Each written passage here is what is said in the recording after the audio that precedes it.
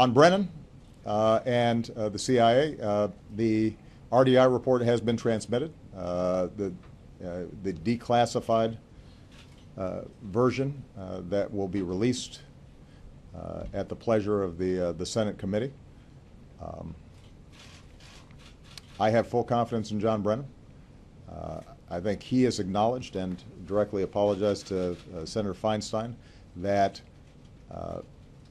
CIA personnel did not properly handle an investigation as to how certain documents that were not authorized to be released to the Senate staff got somehow into the hands of the Senate staff. And it's clear from the IG report that some very poor judgment was shown in terms of how that was handled. Keep in mind, though, that John Brennan was the person who called for the IG report. And he's already stood up a task force to make sure that lessons are learned and mistakes are resolved. With respect to the larger point of the RDI report itself, even before I came into office, I was very clear that in the immediate aftermath of 9/11, we did some things that were wrong. We did a whole lot of things that were right, but we tortured some folks. We did some things that were contrary to our values. I understand why it happened.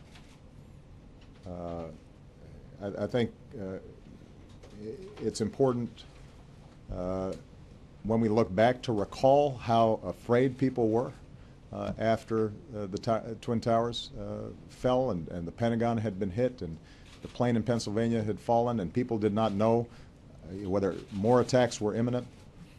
And there was enormous pressure on our law enforcement and our national security teams to try to deal with this.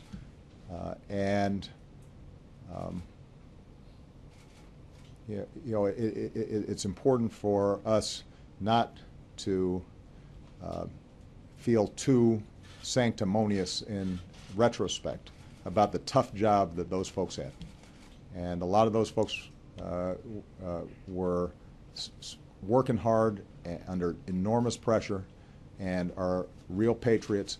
But having said all that, we did some things that were wrong. And that's what that report reflects.